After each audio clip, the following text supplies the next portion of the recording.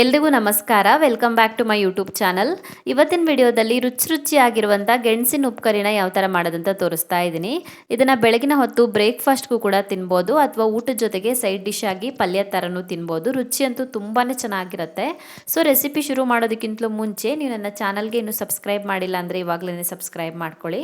ಹಾಗೆಯೇ bell ಐಕಾನನ್ನು press ಮಾಡಿಬಿಟ್ಟು ನೋಟಿಫಿಕೇಷನನ್ನು on ಮಾಡ್ಕೊಳ್ಳಿ. ಗೆಣಸಿನ ಉಪ್ಪುಕರಿ ಮಾಡೋದಕ್ಕೆ ನಾನಿಲ್ಲಿ 2 ಮೀಡಿಯಮ್ ಸೈಜ್ನ ಗೆಣಸನ್ನು ತಗೊಂಡಿದ್ದೀನಿ, ಸಿಹಿ ಗೆಣಸನ್ನು. ಫಸ್ಟಿಗೆ ಗೆಣಸನ್ನು ಚೆನ್ನಾಗಿ ತೊಳೆದ್ಬಿಟ್ಟು ಸಿಪ್ಪೆ ತೆಗೆದು ಕಟ್ ಮಾಡಿ ಇಟ್ಕೊಂಡಿದ್ದೀನಿ. ಪಲ್ಯಕ್ಕೆಲ್ಲ ಕಟ್ ಮಾಡ್ತೀವಲ್ವ, ಅದೇ ರೀತಿ ಕಟ್ ಮಾಡ್ಕೊಳ್ಬೇಕು. ನಂತರ ಒಂದು ಬಾಣಲಿನ ಕಾಯಿಸಿ ಅದಕ್ಕೆ 2-3 ಟೇಬಲ್ ಸ್ಪೂನ್ ಆಗೋಷ್ಟು ಎಣ್ಣೆ ಹಾಕೋಬೇಕು. ಎಣ್ಣೆ ಕಾಯ್ತಿದ್ದ ಹಾಗೆಯೇ ಇದಕ್ಕೆ ಇವಾಗ ಒಂದು ಅರ್ಧ ಚಮಚ ಆಗೋಷ್ಟು ಸಾಸಿವೆ ಹಾಕೊಳ್ತಾ ಇದ್ದೀನಿ. 2-3 ಚಿಟಿಕೆ ಆಗೋಷ್ಟು ಇಂಗನ್ನು ಹಾಕೋಬೇಕು. ಅರ್ಧ ಚಮಚ ಆಗೋಷ್ಟು ಉದ್ದಿನಬೇಳೆ, ಹಾಗೆಯೇ ಸ್ವಲ್ಪ ಕರಿಬೇವಿನ ಎಲೆಗಳನ್ನು ಹಾಕ್ಕೊಳ್ಳಿ.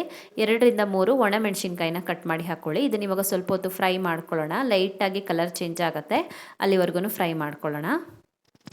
ಫ್ರೈ ಆಗ್ತಿದ್ದ ಹಾಗೆಯೇ ಇದಕ್ಕೆ ಇವಾಗ 3-4 ಹಸಿಮೆಣಸಿನ್ಕಾಯಿನ ಕಟ್ ಮಾಡಿ ಹಾಕ್ಕೊಳ್ಬೇಕು. ಹಾಗೆಯೇ ಒಂದು ಅರ್ಧ ಇಂಚ್ ಆಗೋಷ್ಟು ಶುಂಠಿನ ಹೆಚ್ಚಿ ಹಾಕ್ಕೊಳ್ಬೇಕು. ನಾನಿದು ಖಾರಕ್ಕೆ ಹಾಕಿರೋದು, ಬೇಕಿದ್ದರೆ ಹಾಕ್ಕೊಳ್ಬೋದು ಹಸಿಮೆಣಸಿನ್ಕಾಯಿನ, ಹಾಕಿಲ್ಲ ಅಂದರೂ ಕೂಡ ಪರವಾಗಿಲ್ಲ.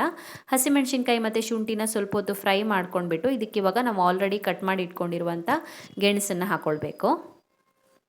ಚೆನ್ನಾಗಿ ಮಿಕ್ಸ್ ಮಾಡ್ಕೊಳ್ಳಿ. ಗೆಣಸನ್ನು ಹಾಕಿಬಿಟ್ಟು ಎಣ್ಣೆ ಜೊತೆಗೆ ಚೆನ್ನಾಗಿ ಮಿಕ್ಸ್ ಮಾಡ್ಕೊಂಡ ನಂತರ ಇದಕ್ಕೆ ಇವಾಗ ರುಚಿಗೆ ತಕ್ಕಷ್ಟು ಉಪ್ಪನ್ನು ಹಾಕ್ಕೊಳ್ತಾ ಇದ್ದೀನಿ. ಮತ್ತು ಚೆನ್ನಾಗಿ ಮಿಕ್ಸ್ ಮಾಡ್ಕೊಳ್ಳಿ ಉಪ್ಪನ್ನು ಹಾಕಿಬಿಟ್ಟು.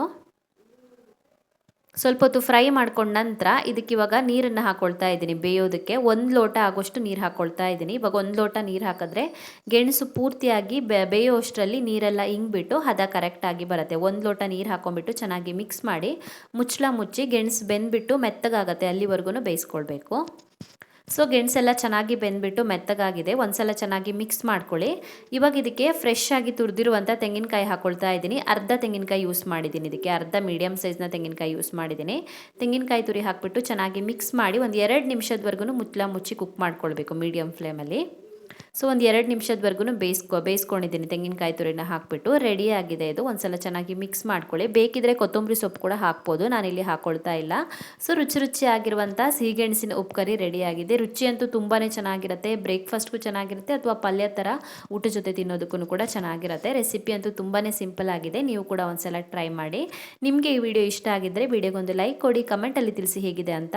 ಇನ್ನೂ ಹೆಚ್ಚಿನ ವಿಡಿಯೋಗಳಿಗೆ ನನ್ನ ಯೂಟ್ಯೂಬ್ ಚಾನಲನ್ನು ಸಬ್ಸ್ಕ್ರೈಬ್ ಮಾಡ್ಕೊಳ್ಳೋದನ್ನು ಮರಿಬೇಡಿ.